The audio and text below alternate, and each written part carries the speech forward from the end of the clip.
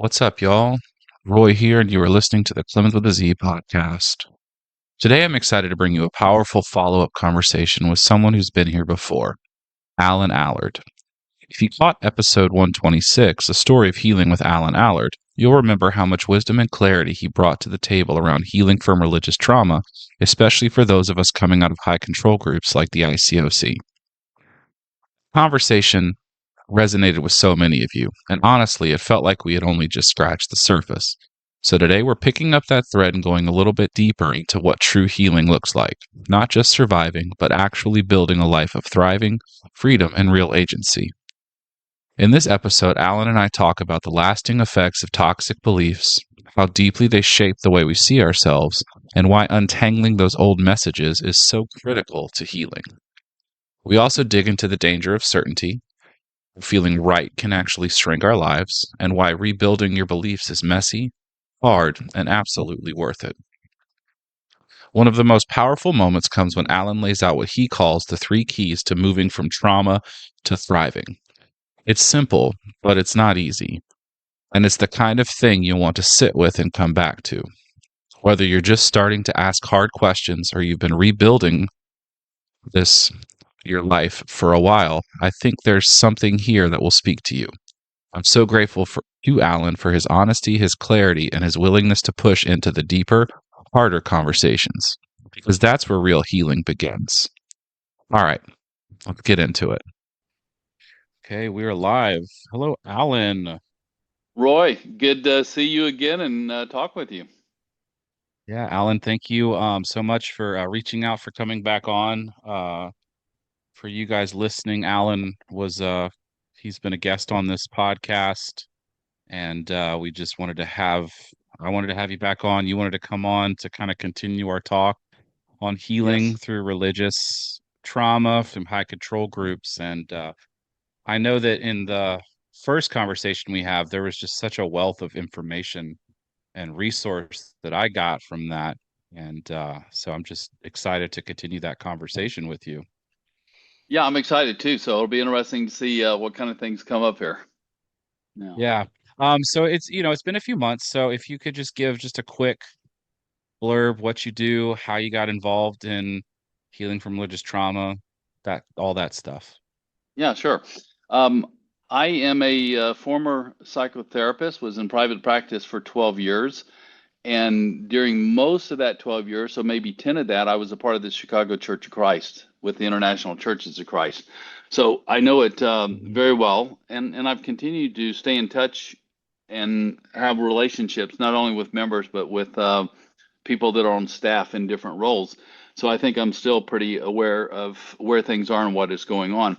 But that's where I learned about spiritual abuse and trauma because I when I started my private practice, the people that were coming to me for help were coming because they had, marriage problems, they had addiction problems, they had uh, all kind of things that people would come to a therapist for: depression, anxiety, and it was crystal clear to me. It was I was aware of it before, but it became crystal clear to me that to help people who were depressed to feel good about themselves and about their life, uh, they had to have a whole different set of beliefs because so much of what they were taught was toxic theology, and it was integral to their depression. It's really hard not to be depressed when you think, I'm just a sinful worm and I don't deserve God's grace. I actually deserve going to hell. And then things get very confusing because people are given mixed messages, right? Well, you were created by Yeah. God and in God's image, and He loved you so much He gave, His Son for you. And so the confusion is just deep. But I began to realize that people needed to um, understand what beliefs that they had acquired, not just from their church or religion, but also growing up. And so that became crystal clear to me. So I began to, treat people with not only backgrounds of sexual abuse or mental abuse, physical abuse, but when I started my private practice, started seeing a lot of ICOC members that were dealing with a lot of spiritual abuse. Some of it, everything's on a continuum, right? So some of it would be more, toward, if you could call abuse mild, which you really can't, but there's different levels of Hmm. it. So anywhere from there, escalating all the up to the severe. So that Hmm. was my introduction, and where I learned all about how to treat trauma, and not just healing from trauma, but going beyond that to thrive, to really have a great life, a life that you're in Hmm. charge of and is just, beyond what you would have thought was possible when you were really, really in bad shape. Cool. That's awesome. Yeah. There's something like as you were talking, you're talking about depression and linked to things in church. It's wild in my own healing and with my conversations with my own therapist. It's always wild to me how much I trace back the issues that I'm dealing with now to church. Yeah, I would think that no, I'd quit being surprised by it, but it's always surprising. I'm always like, well, yeah, wow, that I learned that at church. That yeah, yeah, feelings of self-worth. You talked about being a sinful worm. I mean, that kind of thing. Like I've talked about this on the podcast of how much, I learned how bad I was through church. And then I just built my life around that yeah, framework, you know. yeah, yeah. Now, I grew up in the traditional Church of Christ, the mainline Church of Christ. And Hmm. so often people will tell me, well, I was kind of set up for the, ICOC because of the things that I, was taught and learned about myself growing up. And it could have been in another church, Hmm. or it could have just been in a high control family system, because high control family systems are very similar in Hmm. families or churches. And I grew up, learning a lot of negative things about myself and learning to um, elevate authority. My dad was in the military. He ended up being what in the Army is called a drill instructor, but he was in the Air Force. And so authority was very important.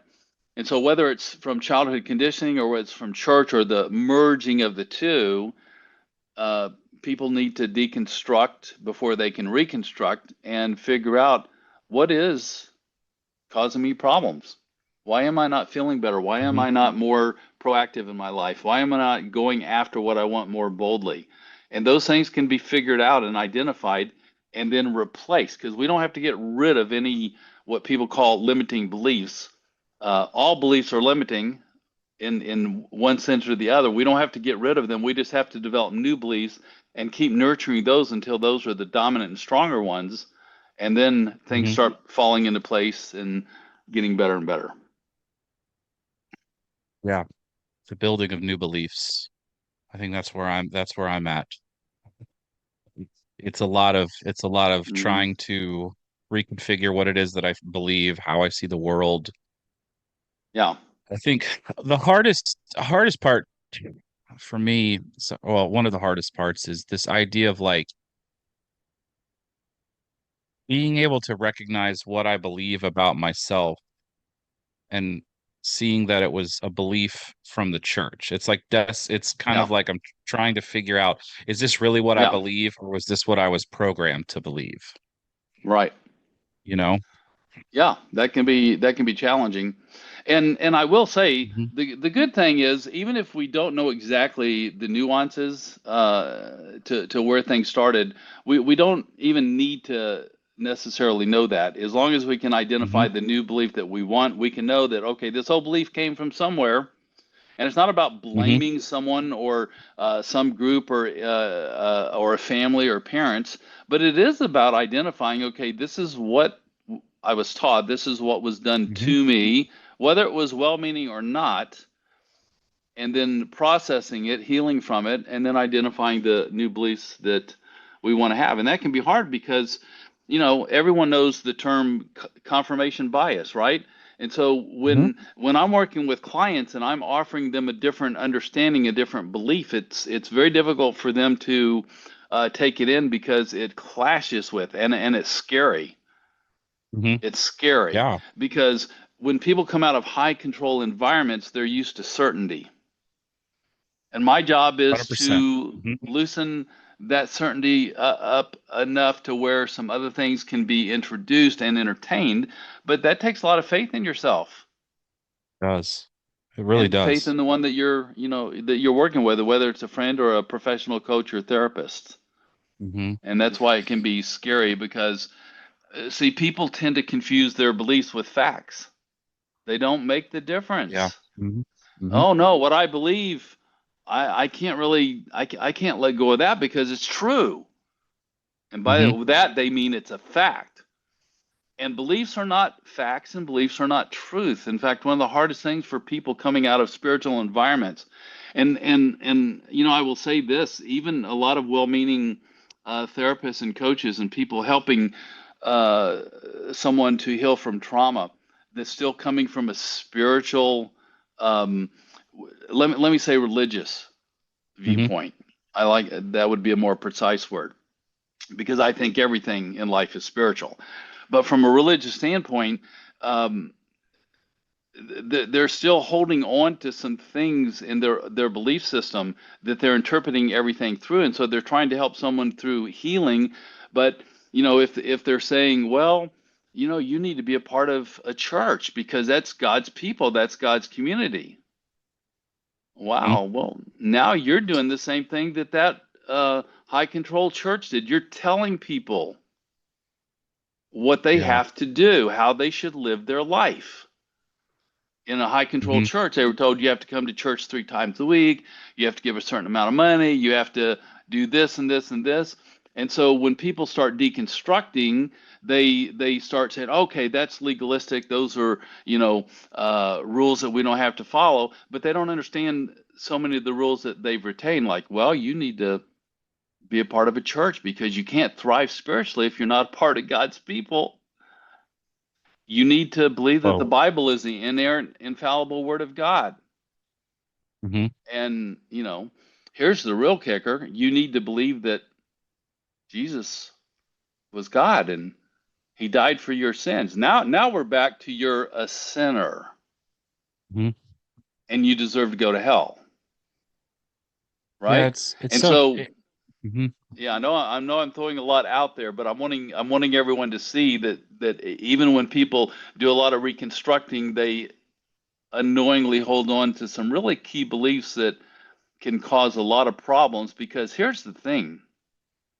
What they're really saying is you better get your beliefs right or you're in danger from God. Mhm. And I object to that as Mhm. deeply as I possibly can. I think it's toxic. The minute we think that we have to understand something and get something right, even if that is you have to believe in God or you have to believe in Jesus Mhm. as your Savior, if we have to get anything right, then we're in trouble because we can never know what we've gotten right or to what degree we've gotten it right. And if we say we Yeah. have to believe in Jesus as the Son of God, well, to what degree do you have to believe that to be okay with God? See? Yeah. I think it's really important that you're saying these things, and I love that you use the word well-meaning people because yeah, a lot of people they're well-meaning in their intentions. They're Yes. well-meaning and they're looking at someone and trying to heal therapists, people, friends, whatever. And I think Yeah. with my I think it's good to have someone that you're talking to that can look at these things objectively.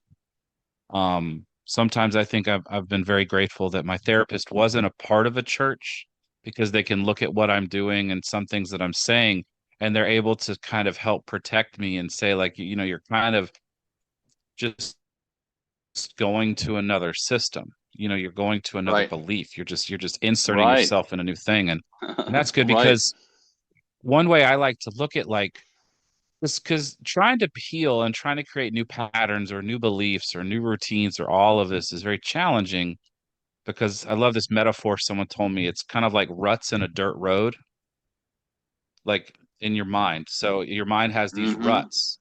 Yeah. And it's so easy, like when you're driving on a dirt road and there are these ruts in the road, these grooves, it's really easy for your car to just kind of go through that and to try to get out of a Yeah. rut. Yeah. It's incredibly challenging to build that new one. And I Yeah. think a lot of us, when we're newly out of this, we just kind of shift back into this old pattern, shift back in this new belief. Right. I think one, because it's easier, and Right.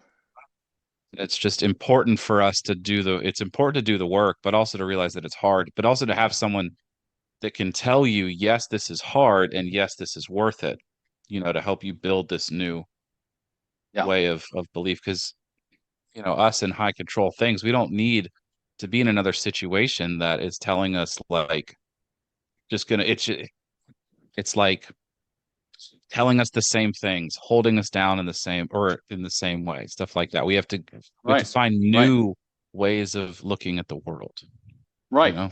And if we leave a high control religion and church that tells us that there's truth with a capital T, and Mhm. then what that Yeah. truth is, and then we leave it and we go to a Hmm. much broader, more tolerant church setting or even non-church Hmm. setting that then tells you, yeah, a lot of that wasn't truth. That was toxic theology, that was legalism. But let me tell you what truth is now. See? Yeah. Now Yeah. we've done what you just said. We've left one system for another system because both systems are telling us, yes, there is objective truth that we can know, versus, and this is where we shouldn't be confusing beliefs with facts or truth. We Hmm. can, we can, and we will believe whatever we do about anything and everything, but if we can realize none of it's provable, so it's my belief. Yeah. We can't Yeah. prove God exists even. So Hmm. people that would most of them would admit, but not all, in even high controlled churches, that we can't prove that God exists, still want to say, but you must believe that Jesus is the Son of God that died for your sins. And if you don't believe that, you are going to hell because God's grace can't be given to you without your faith and your love for Him. And they believe that that is truth. They believe that that is fact, but they can't prove it, number one, but they're trying to insist that that is truth that you must believe. And I'm saying if you think that you have to have any truth or doctrine that you get right about God or life, you're always going to be dealing with anxiety and insecurity and the feeling of I'm not enough, always. And that's why, I want, that's one reason why people love going to church, see, is because they have this community all echoing back to them, oh, you're right about this doctrine, you're right about this truth, see, you're right, hmm you're right. And so it gives them that feeling of certainty. But that feeling of certainty um, greatly diminishes our life and it constricts our life and it keeps us from owning our agency and really owning and taking responsibility for living our life. And that's can you damaging. So how speak? do you help someone get depressed, get undepressed if they can't unravel those things, see? I think it would be good. How does the certainty diminish your life? Like, how is that feeling of I'm right, being around people that I'm right, diminish your life? Because we're closed off to any other understanding or perspective. We're Hmm. closed off to learning anything different or new. Hmm. It's like, my grandkids. When you're the ages, the oldest is 10, almost 11. Hmm. Even up to that age, in well, adolescence, right? Is they want to look at their parents who are telling them something out of their life experience, and they know better, but the child wants to say, Hmm. no, I'm right, I know this. Yeah. No, no, no, mama. I'm going to be okay if I stay up to 10 o'clock tonight. I'll be okay tomorrow morning. I'll be fine. Hmm. Well, honey, you remember the other day when you stayed up to 9 o'clock and then you didn't want to get up for school the next day and it was really, really hard for you? No, it won't be that way. So See, certainty closes us off to any growth, to any new Hmm. learning. But Yeah, it more because than that, it's a delusion. We're hmm telling ourselves we can know something that clearly we cannot know in the sense of it being proven. We can believe it, yeah, and so it's a hmm delusion. And when we live in a delusion, we can't experience life in the wholeness of life as we could otherwise. yeah, and it's that idea that what I know now is all I ever need to know There you go. for the rest, and I Yeah, think yeah, that that I think also is another way of saying like how this feeling of certainty will diminish your life because life is yeah, this ever changing, ever growing conversation that I think, yeah. we can have some beliefs and ways that we view the world and seeing, but it's kind of like you need to have maybe like a tight, loose fit. You have to be able to like move with life, grow with life, change with how you see. I mean, think about how many things have changed in this world and ways of our understanding in the last 10 years that we didn't even know, and I Exactly. think we Well, look can't at be how so much. rigid. Hmm. Right. Go ahead. I mean, from people with a background in ICOC, all they have to do is look at what the ICOC taught as truth and what they demanded compliance with Yeah. before the Henry Crete letter, and Mhm. then afterwards, as they had to give up control, the leaders had Mhm. to give up control, right to retain their positions. Mhm. They had no Yeah. choice. The people were mad and they were saying, we're not putting up with this anymore. So the leaders all of a sudden began getting a broader understanding of these things. And so Yeah. you look at things now, well, wait a minute, you told me this was truth back then. Mhm. But now you're saying something different, and I won't go into specifics, but you know, um, there's one of the largest churches in the ICOC, and I wouldn't mind naming which church, except I haven't checked in 7 or 8 months, and so maybe they've taken it down. But they had an article in their website about giving, where Mhm. they taught you had to give 10%. Now this is way after the Henry Crete letter. That's outrageous. Yeah. Mhm. That's out. There was a um, uh, there was a minister in another Midwest church, and I really don't mind naming names when I think it's really necessary, but I don't think it's necessary at this point because I'm Yeah, illustrating a sure. point. Mhm. But he taught, if you're only giving 10%, you're robbing God. He was using a quote from another evangelical preacher that said, if you only give 10%, you are robbing God.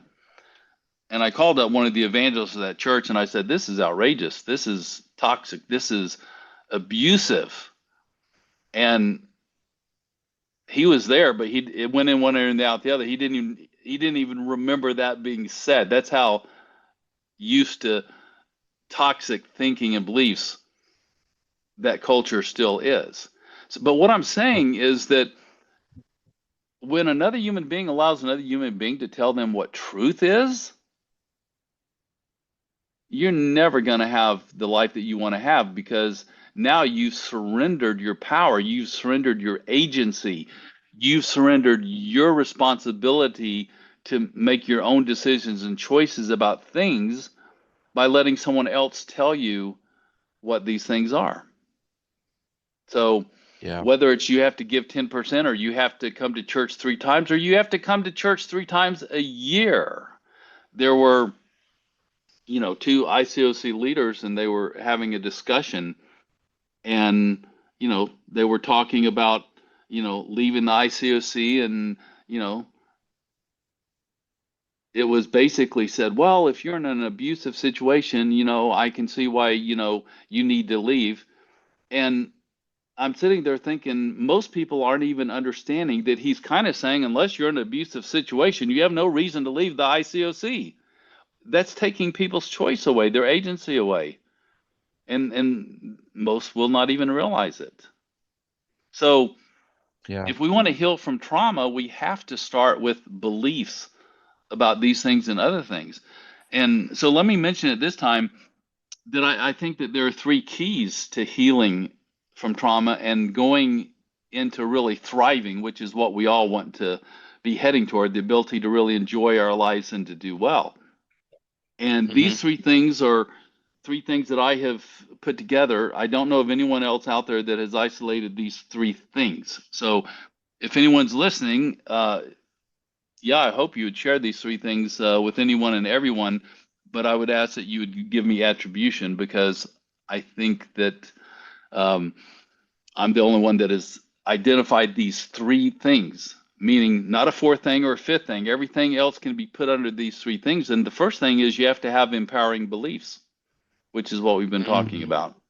The second one is we have to have relevant skills to heal and thrive. We cannot heal if we cannot process our beliefs and thinking. Well, that's a skill. That's a mental skill. If we can't assert ourselves, we're not going to be happy. That's a skill. If we can't negotiate in our relationships, that's a skill. If we cannot, and here's the big one, if we cannot regulate our emotions, which is a skill, we're going to be very Hmm. limited in healing, much less thriving. So we have to have the relevant skills. And the third thing is we have to have what I call outrageous support. We have to have someone helping us. And you were talking about how important your therapist was in helping you to understand, well, you gave up this belief in this system, but you kind of just took on another system's belief. And we need to hear Yeah. things from people over and over and over and over again, and not just from a therapist or from a coach. We need to hear it from another source as well, which is why I tell people to listen to podcasts, watch webinars, read books, talk to people that will give them the information that is helpful for them to have. So we need the support, um, or we're just not going to thrive. We're not going to heal. So we need the empowering beliefs, we need relevant skills, and we need outrageous support. And by outrageous, I mean more than most people think. I can assure you, Yeah. most people Hmm. are not getting the support that they need to feel and think and believe and do what they want. And if you look at anyone stuck in some area of their life, not making the progress that they want, I can trace it back to beliefs that are stopping them or the lack of beliefs that they need to take action or to be and feel the way that they want, or they don't have a skill that they need, or they don't have the right amount of support. There's nothing wrong with people in the sense that they're broken. They're good enough, they're capable enough, but you can be as smart, as capable, and as confident as you want. You're probably, you, me, anyone, we're probably not going to learn how to do brain surgery without the right kind of support, right? The education, which Yeah. is Hmm. support. So Yeah. there's nothing wrong with us. We just need to look at one of those three areas and get what we need in one of those three areas. And that changes everything. Cause I think it's awesome. I do agree with you how you're saying you were like they all fall under these three things. As I was like, what about this? What about this? As you were saying, I was like, yep, nope, that's this, and yep, that's that. Yeah. I think for a lot of people that are the outlets, I know for me, I felt this. It's this feeling of, okay, well, where do I go? Like, where do I start? Like, I need support. Like, Yeah. where do I start? Because it's like, okay, I left this group or I'm rebuilding my life and I'm healing from this, and it's such a big thing. Is it like a start small? Is it like a one thing? I don't know. What would you Yeah. say to someone like that or in that place? Where to start? That's always hard to answer because it's going to be different for everyone, right? Hmm. Um, I don't have any formula for helping someone to heal or to thrive because they're unique as an individual. And while they might need similar things, such as, you know, support or the right beliefs. The question is, well, what beliefs need to be addressed for this person? What support? Mhm. When people ask me, what book should I read? Well, I don't know. I read all the time. I can recommend a lot of books, but it may fall flat on this person. So that is a hard question to answer. So Well, could I it be? just have to say, start somewhere. Start Yeah. with something Could, small. could it be this? Maybe because I guess this is what I did. Okay. I asked myself, what do I want? That's that's where I started. I knew what I didn't want, but then I had to ask myself, what do I want now? And I think that for me gave me a little it gave me a little nudge towards certain things. I wanted freedom of this like of mind and of heart. So I started there Mm-hmm. and I sought out different teachers, Ram Dass, Eckhart Tolle, Richard Rohr. And then after I did that, it's just that idea of like, what do I want? And I don't know, maybe that's something that I think could just be a starting place for people. I don't know. What do you think? Well, I think that I my mind went somewhere when you asked me the original question, and Uh-huh. so I probably should have asked you a question to clarify. But now that I Sure. understand a little bit more about where you're going, I think that what Hmm. you're saying is absolutely probably the best answer. So, what do I Oh, want? I tell my clients well, all the thank you. time the hardest question to answer is, Hmm. what do I want? Yeah. So I think you're exactly start there. So that's that's simplifying things. So thank you for that. Hmm. You just simplified the answer to your question. Yeah, ask yourself, what do you want? Now I will say that can be the more traumatized a person has been, the harder that is to answer, right?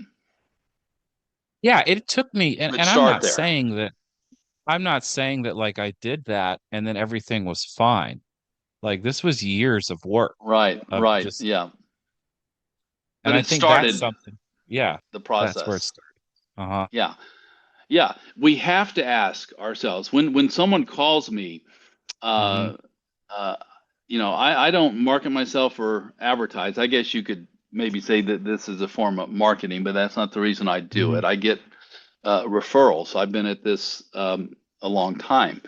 And, the first thing I'll ask someone is, well, some form of what do you want? Because that's what I Hmm. need to know from them to know if I can help them is what do you want? So yes, everyone can start there before they even pick up a book or do any other step. Think about getting a therapist or a coach. Just see how well they can answer the question, what do I want? And then say, well, what help do I need in actually getting what I want? Because the challenge is when we ask ourselves, what do I want? First of all, if you've been in a high control religion in church, and it doesn't even have to be a high control religion in church, but this is everywhere in traditional Christianity. It's what Hmm. you want isn't important. It's Yeah. what God wants that's important Hmm. because you're Our selfish, needs. Yeah. right? Our needs, That's the our theology. desires, Yeah, it all has to come second. right. And then in turn, Exactly. like for me, I internalize that is I'm always second. And Exactly. what I do Yeah. is that's Yeah. infected every area, like with my relationships, my friendships, my working relationships, anywhere in life, I have to Yeah. be second because I'm not allowed to be Exactly. first. Right. And it's hard Which is which it's is hard really, yeah. well, it's crazy because look, What were you gonna if I say? have to Sure. say, Yeah. Roy, I have to put you first. I put Yeah. myself second. Well, then you have to turn around and say, no, Alan, uh, I have to put you first. I so Yeah. which is it? It's I'm supposed to put you first, but you're supposed to put me first. Yeah. Which is it? But it's wild because really like at the base of it, I think what people were trying to say in that is to be like a servant heart is a great heart to look out for people that are around you, to give, to love people, to give of yourself. But I think in the ICOC in the church, it was like you gave until you just kept giving. And it was this like you gave more than you should have given. And when you felt bad about it, that maybe I needed this, then you were, you know, Right. Right. discipled and told how wrong you're feeling. So then it just, Right. you have years and Right. years of that. It Yeah. just Yeah. cements that in your life? Yeah. Well, how many sermons have people heard or books have they read that say, if you're depressed, if you're not that happy, go find someone to serve. Go out and help someone Yeah. less fortunate than you are. And that sounds good, but it's just part of the story. Mother Teresa was probably the epitome of self-sacrifice, and she ended her life and a long period of her life deep in depression and a feeling that Hmm. God had abandoned her. So please, can we stop telling people that the key to a fulfilling life and happiness is to serve other people and to Hmm. help other people? Because if we're not getting our own needs met first, that only compounds the problem. And one reason is Yeah. because we're out helping all these other people, but it's not reciprocal. They're not Yeah. turning around and then helping us, see? Well, And so we're just to, giving, giving, giving. We're not being given to, and we don't even know how to ask for what we want, or we're afraid to ask what we want because we think it's selfish, right? What a recipe for depression, anxiety, misery, just, people just to, pleasing. yeah, but just to go back to little to what you're saying, like if you're feeling bad, serve someone. I feel like there's this expectation that that in the giving you're going to get something from that kind of thing. And I think it develops these expectations Yeah, of yeah, because yeah, I was talking about this with someone the other day, like in a way I expect when I give to someone that they're going to give to me. And kind of in our culture, I don't know if you felt this at church, but it was like people gave to you and you gave to them. It was like it was a thing. Like our culture was a culture of giving, a culture of showing up, which a lot of it was forced, sure.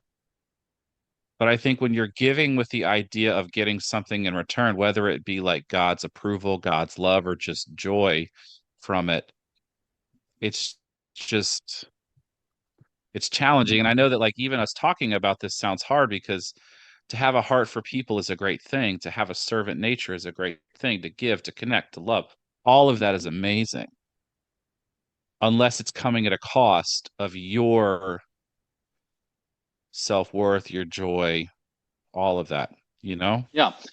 Yeah, and and Does that make and sense? I I think that understand makes everything that sense. you're saying, but yes, it does. But see, some of these familiar phrases that we internalize that people still Hmm. have in there that are causing them problems, such as that term, servant or be a Hmm. servant, have a servant heart. Even in the business world, there's a whole um, um, mantle of leadership called servant leadership that Hmm. in the business world, that's a term that's quite well known, servant leadership. And it sounds good. And I haven't really I don't know the content of it, but I do know the content of the religious teachings about being a servant. And I will tell you one thing, I do not want to be and I refuse to be anyone's servant. End of story. Mm.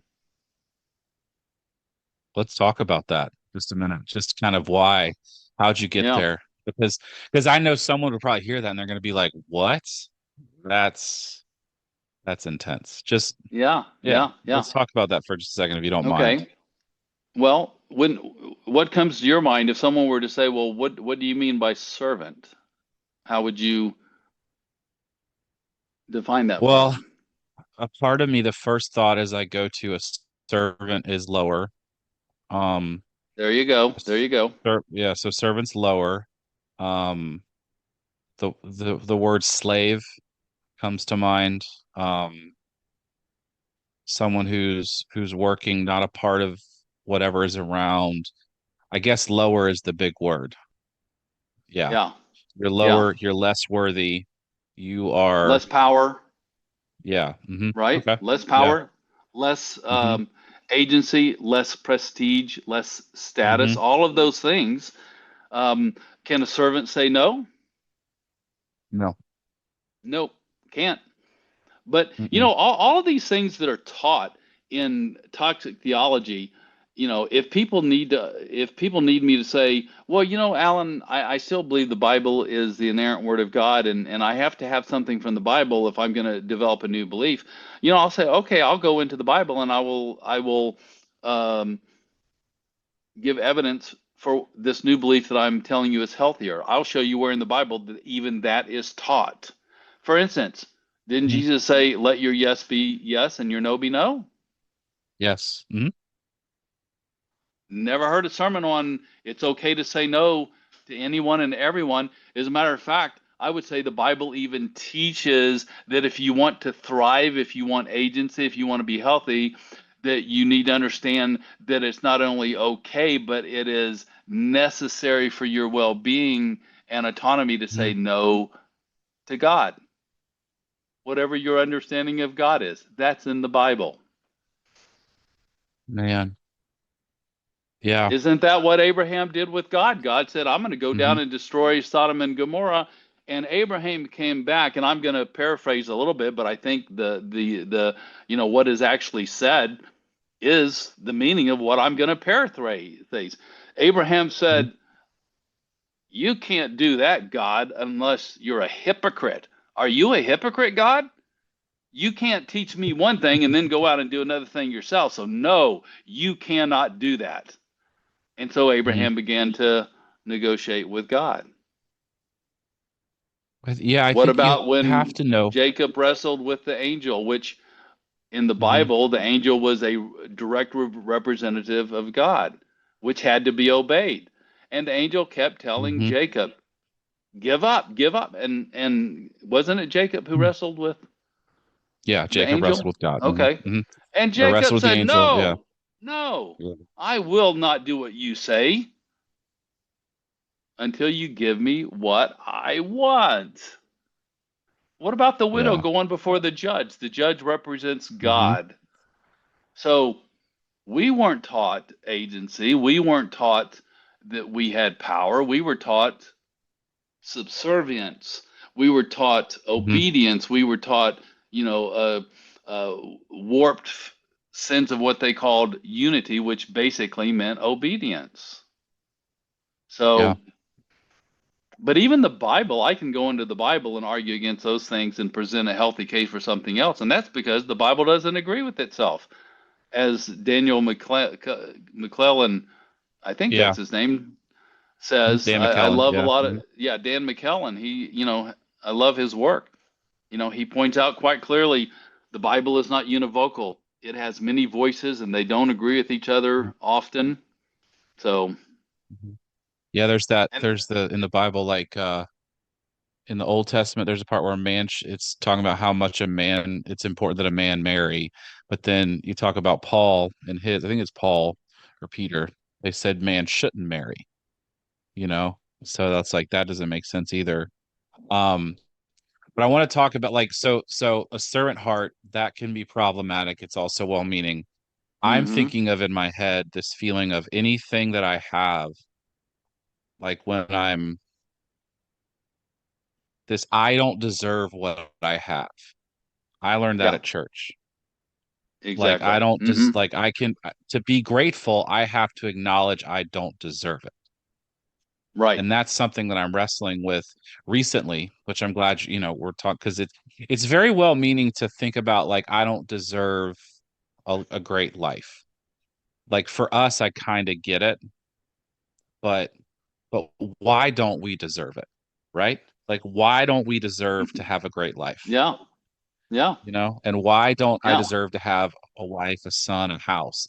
And that if I'm going to say this is awesome that I have it, I'm so grateful for it, I have to say I'm undeserving. Like that's yeah, something yeah. It's sick. comes up It's too. sick. Mhm. Yeah, it's sick.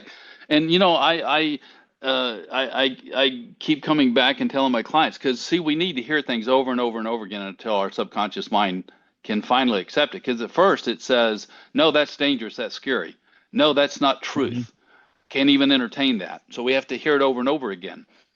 Yeah. Um, but I tell my clients that um, now I forget where I was going with that. You said something that triggered my mind, and now I forget where I was going with that. It'll come back to me perhaps, or if it doesn't, that's fine. So, yeah, why don't we deserve Hmm. anything and everything?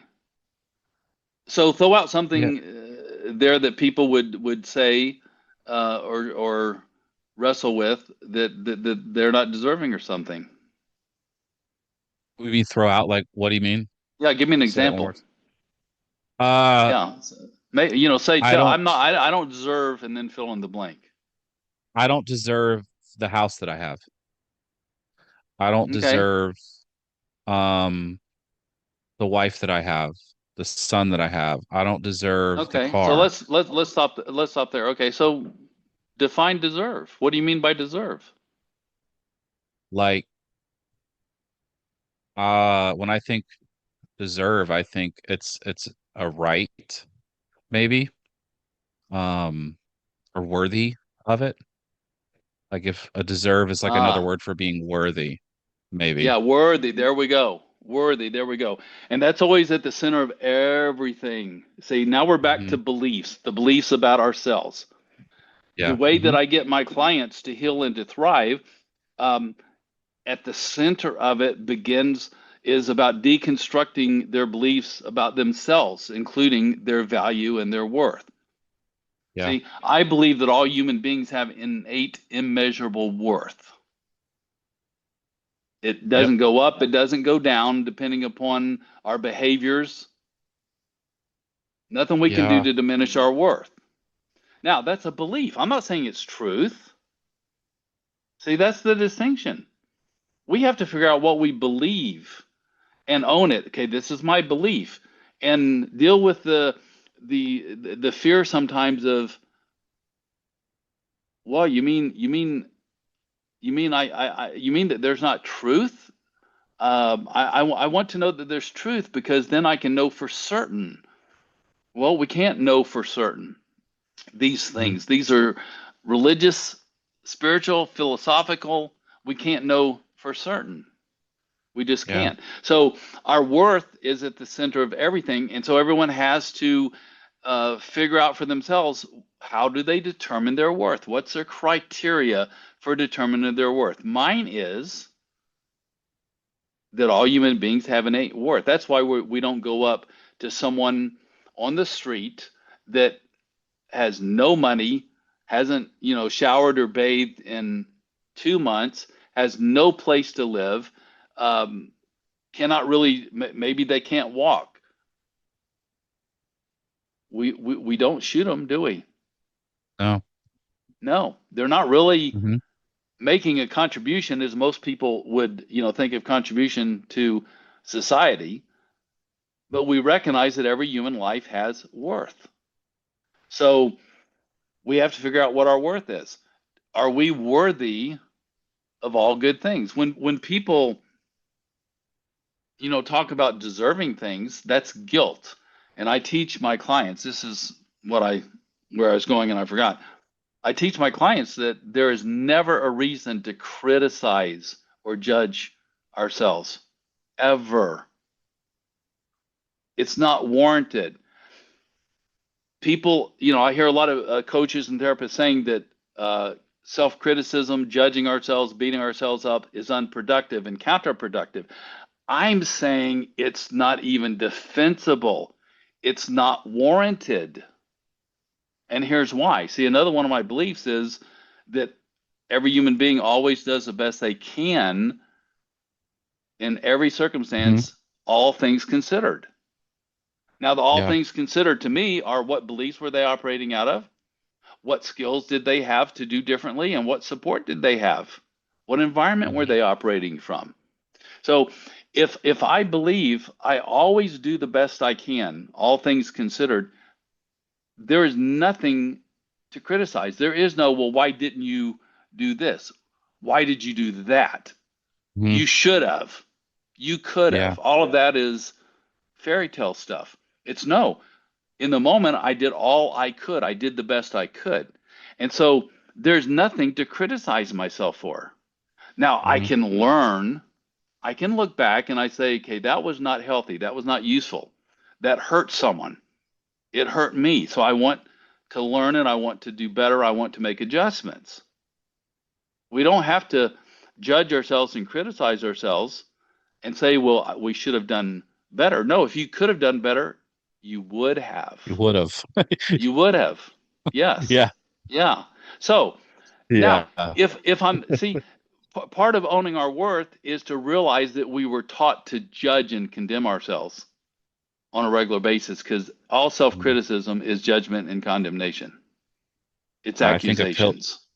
a pillar of our belief system in the church was judgment on ourselves. I think 100%. if if anything was grown, it was grown from the soil of judgment. Um, because, and I That's a good know way to that, put it. like, yeah, thank you. I that idea of worth or undeserving comes from that belief that I'm inherently bad, I'm inherently wrong, Right. because of Adam and Eve. I'm a dirty, rotten sinner, Right. and all good things in my life are because of God's grace. And yes, I've been graced with these things, but I still don't deserve it. And so that is the thing. And you talked about repetition, which I think it's very important for people in their healing process is repetition, because nothing that I've done has been a one-time all fix. So I Right. have to continue to dismantle and deconstruct these beliefs, these thoughts, because it is like what a place to live. Like what a place to view the world through judgment on yourself for everything. Yeah. It's Yeah. terrible. And for anyone that's thinking, well, I don't do that much, I would just ask them to think, how often do you criticize yourself throughout just one day? Hmm. How Yeah. often do you look back and said, well, I could have done that better. Well, I didn't give Yeah. 100%. Um, Oh, I wasn't as patient as I should have been, mhm. you see. Yeah, All of that undermines our worth. it reminds me of I don't know if you ever read the book The Four Agreements, Oh yeah, yeah. Mm-hmm. and he talks about the power of the word. Yes. Be Yeah, impeccable with yeah, your word, because yeah. what you say creates your reality and what you see, right? Mm-hmm. And Yes. so I criticize, judge myself, so that's what I see, Right. you know. Exactly. Yeah, yeah. Because everything goes through the mental filter of how we see ourselves. Hmm. Anais Yeah. Nin and Stephen Covey borrowed it and changed it a little bit, but Anais Nin, actually, I think it goes all the way back to a Jewish rabbi, from what I understand. So we don't see the world as it is, we see it as we are. Hmm. Wow. And that is so true. Exactly. Yep. Hmm. That's why Hmm. beliefs are all important, particularly beliefs about ourselves, because they're identity beliefs. And everything that we think about and see in the world is we're seeing through that mental filter of how we see ourselves. Everything. So if I see myself as unlovable, not good enough, unworthy, incompetent, if I feel like, I'm an imposter, and on and on and on, well, then I'm going to, I don't often use the word attract, but I'll use the word attract people into my life that resonate with that, and they'll treat me that way. Hmm. Most people agree with the statement that we train people how to treat us, but then they don't realize, well, then I better go and look at the beliefs that I have about myself, because I'm telling people that I don't deserve. Take Yeah. someone out to It's lunch and say, hey, lunch is on me, and see how the average person, oh, no, no, no, no, I'll get it. Oh, well, let's, yeah. I'll get mine, or okay, but only if you let me get yours next time. Hmm. See, that's an uncomfortableness with receiving, which is about self-worth. Yeah, that happened with me yesterday. A good friend of mine paid for our drinks and our wings, and I was like immediately, no, you don't have to do that, you know. Yeah, yeah, Um, yeah, yeah. I And think. see, it can be confusing, right? Because we want to be Mhm, thoughtful people, and we mhm, don't just want to be takers. We want to give as well. mhm. That's why all this stuff that we're talking about is not simple. It's pretty complex because there's a lot of nuance to all of this. And we as people hate nuance, whether we like There it or you, not. yeah, We yeah, do we yeah, because we want clear, yeah. precise, concise answers. We want simple right and wrong, stuff like that. Right, right. Um, Yeah, yeah, but yeah. I So did I did want let to me go throw back. something. I'm sorry. Can I throw an Well, example out there about, yeah, yeah. Totally. all right, that we want certainty. Hmm. Let's say that you're a client of mine and you come to me and you tell me, I could say, having an affair. I could say cheating on my income taxes. I could say embezzling from my company. So let's pick something a little less. Let's say embezzling. You're a client. You tell me that you're embezzling. You're going to embezzle from your company $10,000, and you want me to tell you if you should do that or not. Okay. So tell me to tell you what you should do. What We'll should have I a do? role play here. Yeah. What should I do? I want to embezzle some money. Well, Roy, I'm not really here to tell you what you should do, but let me ask you, let's explore what you want to do and why. Well, Now, I so let's want say we have that conversation and you're yeah, yeah. still and you're pushing me, okay? Hmm. And I think people need to understand far more why they want things that they shouldn't want or do things that they think they shouldn't do, more than to figure out, how right or wrong it is. But I'm not smart enough to tell someone what they should or should not do. Now, I'm not talking about extreme things like, abusing a child, hurting a child, or hurting another human being, like physical violence. I'm not talking about extreme things, but almost anything else. I'm not smart enough. And apparently, God Himself isn't smart enough to tell people what to do.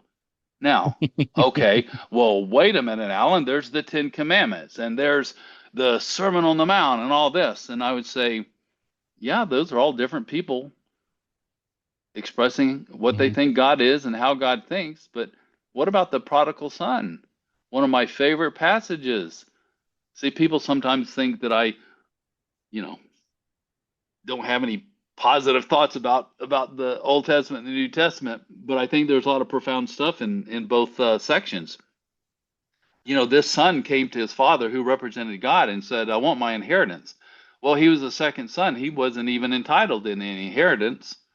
And the father Hmm. knew he was going to go out and spend the money on out, let's just let what people would consider immoral things. Hmm. And the father, God, said, he didn't say, no, you can't do that. That's wrong. You shouldn't do that. Let me tell you why. Let me advise you against doing that. He said, okay, I'll finance that for you. Here's the money. So in that story, my understanding is that God knows that we have to make our own decisions to grow, and He doesn't want to interfere with that. He, she, Hmm. and that God, whatever God is, trusts us. Hey, you're good. You're going to learn from this. You may have some pain, and you may hurt some other people, but I don't control people. I can't. That's beyond my capacity. That's beyond my nature to control. I can't control you, but I trust you. I believe in you. I think you're good. And yeah, here's the money. And I think you're going to come back to me more loving, wiser, healthier. So Yeah, it's not my job to tell people what to do. It's to ask them, what do you want to do, and what do you think? Mhm. Where's that going to lead? Do you like that? Let's talk about this. What do you? And then the fact is, people will make decisions um, that are hurtful to themselves and other people, but the opportunity is to learn and grow from it. Yeah. And trying to thwart that, which is what a lot of churches do by telling people you can't do this, you must not do this, and loading up shame and guilt, is Hmm. actually prohibiting growth and transformation and learning. And it's just creating Hmm. obedient children. It's just interesting how they look at that doing what you're saying as love, you know? Yeah, yeah, good point. Good Like point. I think Right. they feel empowered by their interpretation of the Bible, and what they're doing is loving the people. I was Yeah. listening to a pastor on a podcast talk about that. I can't remember what it was, but I don't agree with what the pastor was saying, because I don't agree with this. I don't agree that shaming someone or guilt is an act of love. I don't. But he was kind of talking Hmm. about how the critiques that you would do about people in this framework of shame and guilt and undeserving, all that we've been talking about, is an act of love, because it's going to get them in line with how God wants us all, or we're supposed to be, Yeah. you know? Yeah. Because if you Yeah. get to where you're supposed to be, then you're in God's love.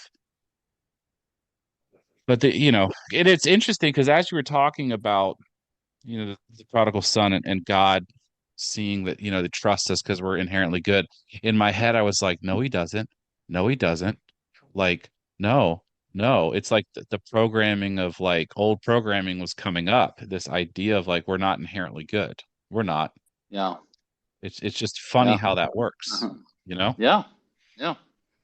And but because we're conditioned to think that way, growing up, even in most families, as good as parents, might be, because it's very few people, and this is why people criticize themselves and judge themselves, is they don't know how to separate behavior from self, who they are, or what they believe and what they think, with thoughts that run through their head. How many times have people shamed themselves for thoughts running through their head because they equated Mhm. what thoughts ran through their head with self?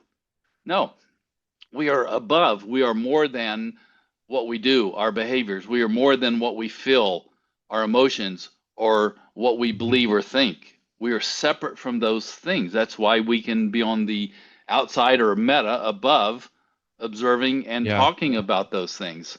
So, Hmm. but when parents start, beginning to help change their child's behavior, it's very hard for the child not to believe I'm bad because you don't like what I did. What I did made Hmm. you angry. What I did really frustrated you. I frustrated you. That, children can't say, no, what I did, but that's not who I am. And so it's the old saying, tell Johnny that, hey, what you did was bad, but you're not bad, you're good. But what you did Hmm. was bad, meaning it's not useful, it's not healthy, it's hurtful in some way. And so we Yeah. we don't learn how to make a distinction as adults between, it doesn't matter what positive things I do, how healthy my behavior is, that doesn't affect my worth. My worth didn't go up because I had 30 days of being really productive and effective and performing on high levels and being good to Hmm. people and thoughtful and kind and loving. No, my worth didn't change at all. And likely, and conversely, just like the prodigal son's worth didn't change when he went out and did all those immoral things, in immoral in quotes, okay, Yeah. it didn't change. The worth didn't change, but people don't know how to make Hmm. the distinction, and so their sense of themselves, which comes back to our beliefs, goes up and down, depending upon the kind of day that we've had. See, there is So, no need for so I think shame, guilt. what you're saying, and what you've continued to say a few times, is that we have to help teach that the worth isn't an outward thing, it's an inward thing. Like, it Exactly. doesn't matter Yeah. it doesn't matter what you do, your worth and your beliefs about it has to come from you, you know? Yeah. And I think I'm learning that now as a 43-year-old adult, and it's apparent that I need to try to instill that in my child so that, I think more kids, if we can start with that, I think that's where the Yeah. navigating through all this would be easier, you know? Right. And it would be. We don't need to use shame and guilt to change our behavior or to change someone else's behavior. And in fact, it always backfires with us. Well, to We have to just, decide what we're going to base our worth on. but like I think about that in my life, and it was my worthiness was always about how I was performing Yeah. for God. Yeah. I was either closer to his love or further away because of how I was that day. Yeah. And I was constantly measuring myself through Right. that lens. Yeah. And Yeah.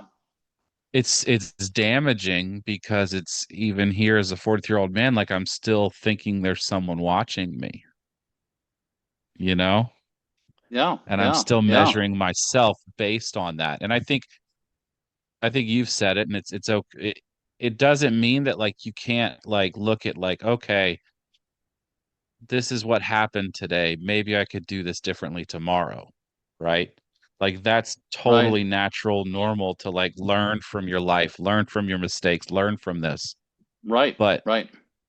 I think what you've been saying, but what you're saying is, but without the shame, without the guilt, without the victimization, Exactly. stuff like that. Exactly. Mhm. Yeah. Yeah. Yeah. In fact, let's role play here just a minute to make this a little more tangible. I want you to accuse me of something. Um, accuse me of what Okay. would be something as a friend. Let's say we're friends, and you want to criticize me for something, which you probably wouldn't. So be someone else. Criticize me All right. for I something. really, Or let's make this you, better. Be someone in the ICOC back into the days where they okay. assigned disciplers. Okay, you're my discipler, Okay. and you're coming All to right. confront some sin in my life. All Tell right. me. All right. All right. Hey, brother. I noticed you've been coming to church and you've been sitting in the back. You've been late a few times. We need to make, church, the kingdom is a priority. And, coming in late, sitting in the back, that's a lukewarm sort of lifestyle. And I think, you need to be getting here early. Okay. I don't like it. I don't like what I'm seeing. Okay, you don't like what you're saying. What's your point? What do you mean? What's my point? I mean, what's your point? Church should be first in your life. Why are you coming to late to something? You're not showing God that he's important. You're not showing the church that it's important. Well, why is it so important that I show God that He's important?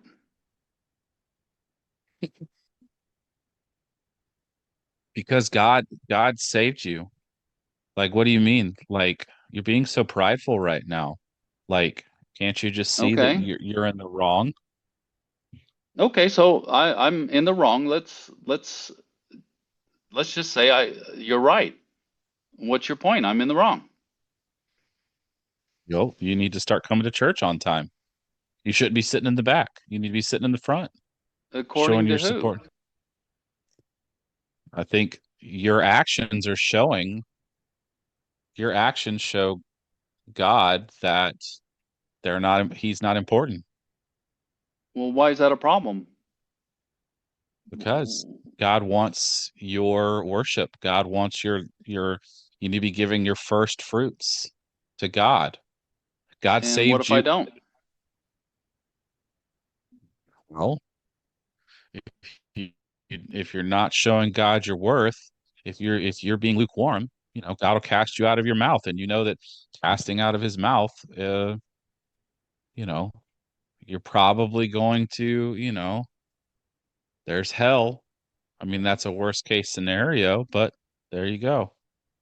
Okay. So, and see, this is a good example of how you deconstruct beliefs and how you go underneath and see what's under the layer and what's really important. So we went from, hey, Yes. you're coming to church late and sitting in the back to what's the real problematic belief is God is judging you, is going to spew you out of his mouth. And that's what needs to be dealt with. Hmm. And probably there's something underneath that Yeah. that's more important. But along the way, see, I feel great about myself. I'm not judging myself for any Yeah. of those things that you said. I'm not feeling guilty. I'm not feeling ashamed. I'm saying, well, what's your point? I'm not afraid and I'm not guilty and I'm not ashamed. See? It's so funny because I found myself getting angry as that person, you Mm. know? Yeah, yeah, And yeah, uh and what's yeah. funny is, I was role playing and like the first thing I wanted to say, like if I was gonna be that, is like, hey, is everything okay? But like it generally never was like that. It was always like accusatory Right, first. right, And then if right. something, Yeah, yeah. hmm And you brought up a beautiful point. I love the title of Bruce Perry's, who is a psychiatrist, and Oprah Winfrey. They wrote a book that a lot of people know about called "What Happened to You." And their whole point was we need to quit asking people what's wrong with you, which, by the way, religion pretty much does, hmm Yeah. right? I'm generalizing there. So let's say traditional Christianity, and I'm not anti-Christianity, and I'm not anti any religion, but I am anti anything that is toxic, Yeah. and a lot of it is. So, but it doesn't have to be. But they said instead of asking what's wrong with you, ask what happened to you. So when hmm you say, "Hey, are you okay?" that's along the same lines. That's very different, isn't it? That's someone hmm wanting to help. And Yeah. and if someone doesn't want to help me, we're not going to have a conversation. If they're there to judge me, if they're there hmm to accuse me, if they're there with and they don't respect me, if they think poorly of me, we're not having a conversation. hmm Yeah. That's a matter of hmm self-worth and setting boundaries. hmm Now, the most important application of this is how do I relate to myself? Because people are stuck and they're not moving along the way that they want and they're not thriving because they have all these conflicting beliefs and um, these internal conflict between beliefs. So if I don't respect myself and I could have different beliefs, different parts of myself that is criticizing until I get that cleared up, then I'm not going to be thriving. I'm not going to be too happy. I'm going to be frustrated. I'm going to be anywhere from frustrated to depressed. And then I'm going to be confused because, on one hand, wow, I kind of hmm think well of myself. But on the other hand, I just criticized the hell out of myself, just judged myself pretty Yeah. severely. And the goal is to get all that cleared up because we want empowering beliefs, and all of those things are disempowering beliefs, and we cannot heal. We just hmm can't heal Yeah. without the right beliefs. Now, No. notice I didn't say the right truth. And when I say the right beliefs, I mean healthy, useful ones. And how do we know that? It's by how we feel about ourselves and the what comes hmm out of that. Yeah.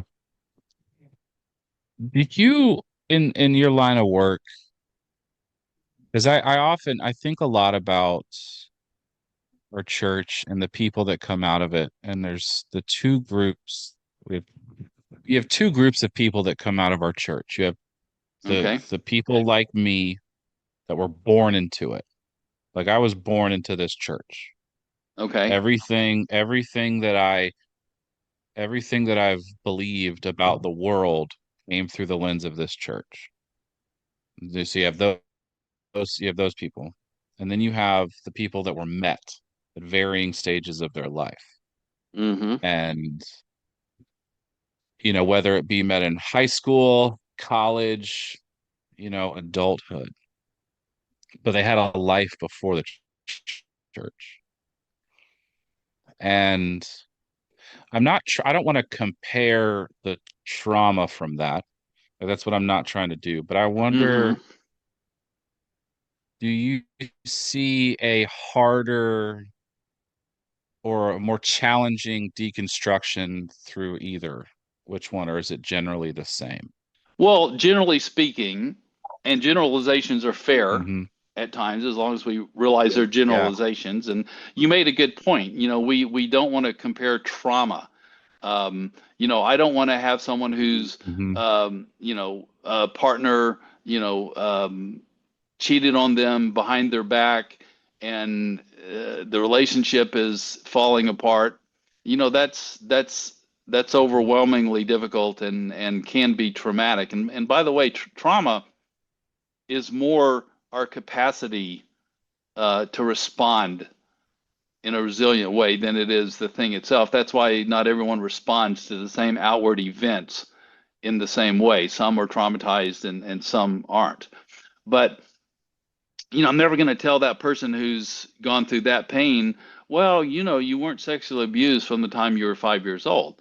So I'm I'm only saying you made a very good point that I'm wanting to underscore for everyone listening, because people do themselves a great disservice when they say, yeah, well, what I went through Hmm. isn't nearly as bad as what someone else. That slows the healing process down tremendously because Hmm. it dishonors them and what they went through and the pain that they went through.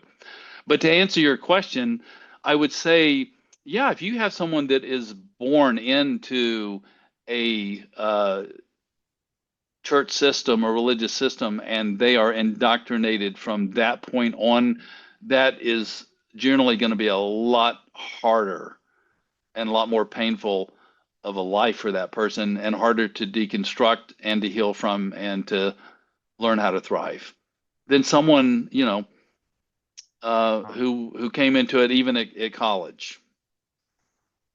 Because sometimes I meet people, and it's not a lot, but they're just like, well, why don't you just, it just was a messed up church. Just live your life. That wasn't real.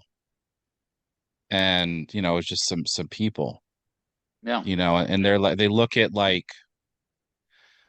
leaving things like this as easier than how I look at it. And I think it's hard when I hear that from people because what did I have to fall back to? You know? hmm, Like deconstructing this was deconstructing everything.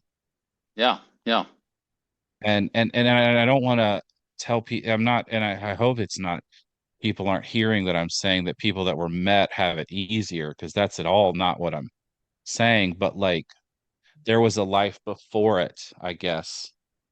And yeah, it's yeah. it's I'll such a give you that. challenging thing. Yeah, it's just such Yeah, a challenging thing to to have left this and deconstructing that, yeah, us that were born into it. right. Yeah, Because we were. it's not comparable. We could say that's like comparing Mhm. apples to oranges in a sense, right? Um, Yeah, okay. Hmm. both situations can be very hard, but each side, see, each person, they don't need to really you know, worry about the other side or think about the other side. They just need to look at their own difficulty. But Hmm. if I can say, okay, listen, I was born into this, and so it's so much harder than if I had been met when I was 30, or even in college. Um, hey, that's in general, that's pretty reasonable, and so that would probably be a good thing for me to say to myself, so that I can Hmm. own, wow, this is really difficult. This is really, really challenging. Yeah, it's because I think what I had to do and what most of the Kingdom kids have to do is you're in essence creating a new world for yourself, a new Yeah, reality, you yeah, know, without the yeah. benefit of something coming before that. And I've just been thinking about that a lot, when it comes to the kids like me. So, No, I agree with you. If someone comes into, mhm, a high control church system, when, again, so let's just say 30, okay, or even 25, you know, that 25-year-old has probably been through college. They had a very different Mhm. experience of life. They did things that the Kingdom kid probably did not do, right? And they were exposed to a different set of beliefs about what life is about and Mhm. about self, that at least they can say, "Oh, I remember, that's what I used to believe, and that seems healthier." Mhm. With you, it's you had nothing to go back and say, "Oh, yeah, I had that different experience or I had that different set of beliefs until I got basically manipulated into believing something else." You're just having to start from scratch saying, "This is all I've known. I can't remember a time when I didn't believe that." That's hard. Mhm. Yeah, that's hard. Yeah. I guess I'm just saying that so that more people are aware, I guess, Yeah, because there's a lot more that comes with that, in the healing process. And yeah, I guess if people are listening, like I get it. And I hope that people yeah, listening that are trying to help, because some people listen to sort of engage and help their partners, their friends or something. And I think that if there's language around that they learn to understand that, they can help even better, yeah. you Well, know? I'm a big believer in always giving ourselves the benefit of the doubt. Hmm. So if I were to say I had it harder than someone else, um, if that's empowering to me because it's giving myself a benefit of the doubt, I think that that's healthy. Hmm. Yeah. Anything that makes me feel more respectful toward myself, believe in Hmm. myself more, uh, not be perfectionistic with myself, I think Yeah. is helpful Hmm. in the healing process. And quite frankly, I don't care if it's quote unquote true in the sense of, you know, Hmm. I don't really care if it's healthy and empowering. What's very funny is when I suggest to something, when I point out one of their strengths, or if I point out what they're capable of, or if I point out something good about them, and they're uncomfortable with that, and it's hard for them to believe that, and they think I'm exaggerating, about them. I'm exaggerating my point about, how thoughtful they might be, or how, what a wonderful person they are. Hmm. They're so concerned that, oh, I don't want to believe something that's not true about myself when it comes to the good stuff.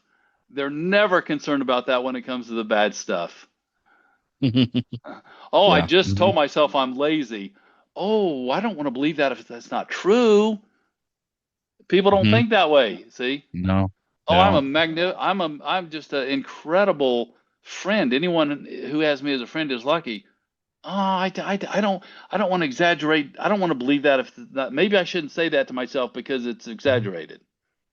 Yeah. Yeah, that's inside out, and it's warped.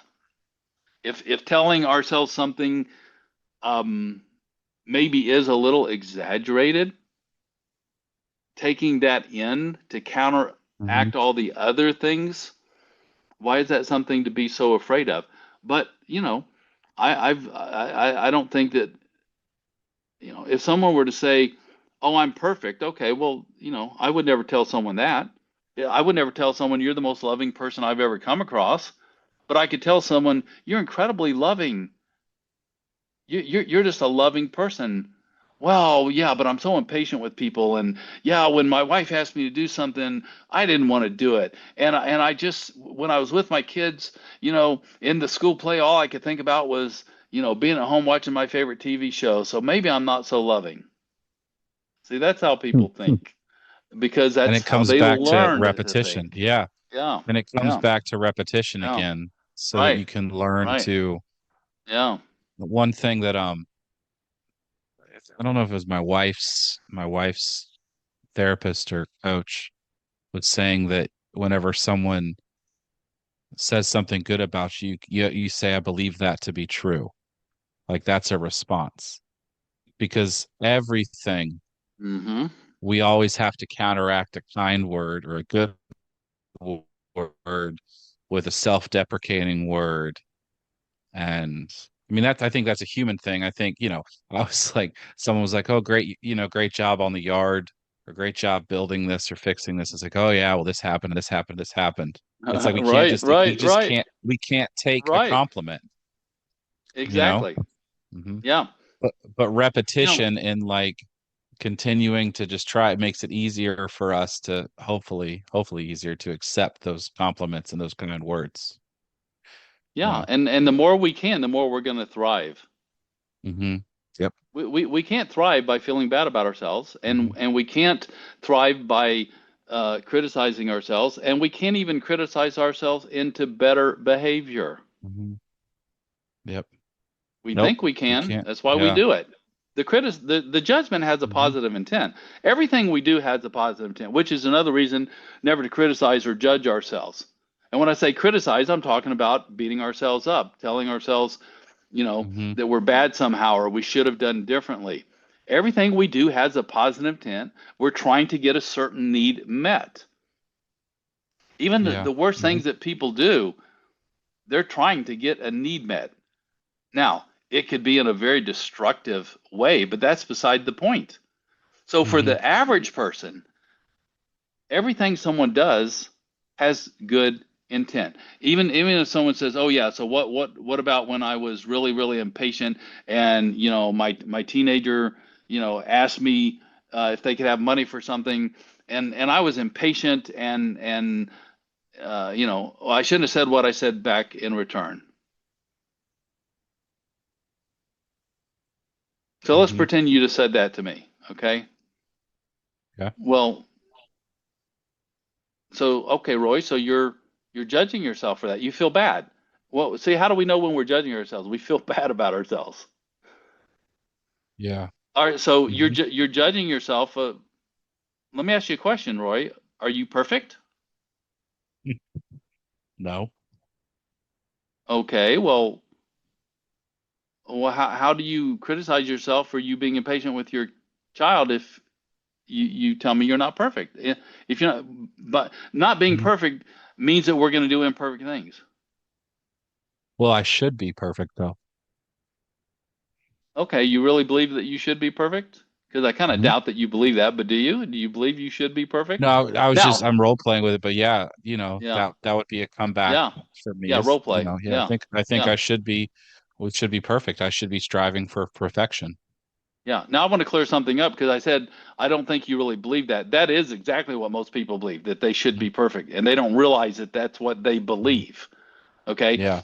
but there's your conscious mind. See, that's your subconscious because that's our deeper beliefs. Your conscious mind would tell me, no, I know that it's impossible to be perfect, so I don't really believe I should be perfect. So now we have that incongruency, right? That conflict between beliefs. I should be perfect, Mhm. I must be perfect, but I can't be. I know that I can't be, so therefore I shouldn't require myself to be perfect. Mhm. Okay, Yeah. so you should be perfect. Um, is that what you want to teach your son, your daughter, that they should be perfect? I know the Well, answer we to should, that, but yeah. I mean, do you want to teach them that if they should be perfect? no. Okay, no, yeah, yeah. Yeah. Okay, so if you don't want to teach them that, then start with yourself because we model for our kids, as you know. hmm So Yeah. start learning how to be reasonable with yourself, and you can hmm say, "Listen, I want to learn to be more patient next time, but I'm incredible. I feel incredible about myself. The very fact that I'm willing to learn from this means I'm an incredible person. I'm a good person. Yeah. I love my kid and I want to do better next time. What more could I ask of myself to feel good about myself? I feel wonderful hmm about myself. I'm such a good person. Yeah. I want to do better next time." But people are hmm afraid to think in those ways, see? They're afraid to say that. Yeah. Well, well, unfortunately, we're out of time. I'm gonna have to Yeah, start to wrap this up, but just some sure. final thoughts, some final words for us, for the listeners, because I know some of us are people listening are in varying degrees of their healing, you know. What's just some final words from you of encouragement?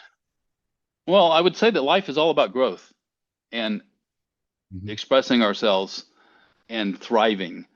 And the more that we can come from that viewpoint, because that's going towards something versus Yeah. moving away, such as being a sinner. I don't want to sin.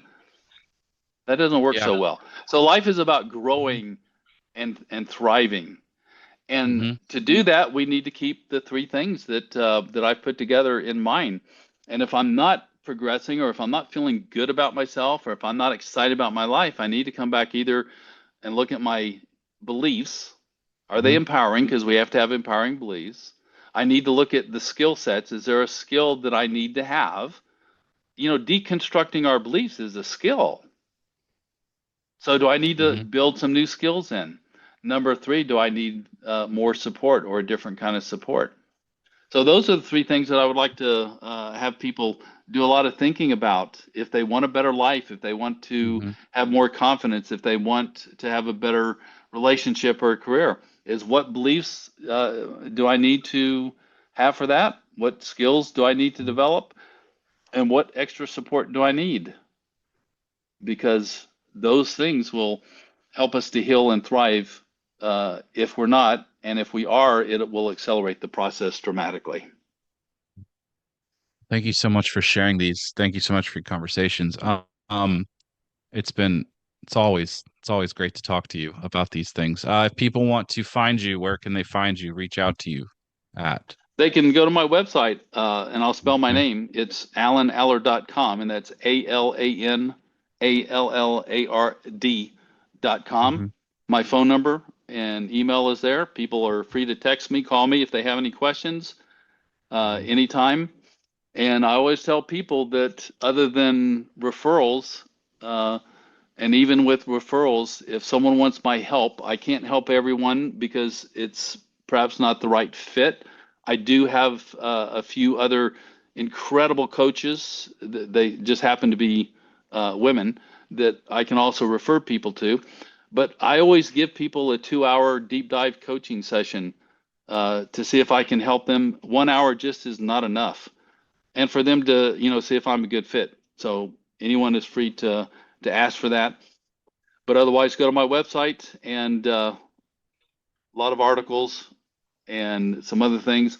And I also have a digital program, a 2 hour audio program where I talk about happiness. And if someone wants to just text me with their email, I'm happy. It sells on the internet for $97, but anyone listening to this, and I usually make this offer when I'm doing an interview, is I'm happy to send that for free to anyone. It's a 2 hour digital audio with a workbook and an ebook that's a transcription of the audio. Wow, that's awesome. Well, thank you so much for all of this. It's been wonderful. It's it's helped me even in this last hour and 20 minutes or hour and a half. But thanks for coming on, being a part of Well, this. yeah, you're welcome. It's always great talking with you, Roy. Mhm. Yep. Until next time. Thank you so much for tuning in to this episode of Clemens with a Z. I'm really grateful you're here and that you're a part of these bigger conversations about healing, growth, and reclaiming your life after high control systems. Every listen, every share, every message helps keep this space alive, and it means more than you know. If you are a member, were a member, or know someone who was a member of the ICOC, the ICC, or the RCW and would like to share your story about life in and out of the church, I'd love to hear from you. Together we can keep exploring this question. We were in a cult? And maybe find a little more healing along the way. You can reach out to me by email at clemenswithaz@gmail.com or send me a DM on Instagram at the Clemens with a Z podcast page. As always, if you enjoy the podcast, please rate, review, like, and subscribe. It really does help more people find these stories. Just remember, just a channel. I ain't the source. If you'd like to support the podcast financially, you can find the link to my GoFundMe in the show notes or on the Clemens with a Z Instagram page. Or if you want to grab a sticker or something cool from the shop, head over to cleansewithaz.com. Every little bit helps keep this conversation going, and I'm so sincerely grateful for that. Until next time, be gentle with yourself, stay open, and remember, you're not broken, you're rebuilding. So take care, stay grateful, and keep growing. Peace.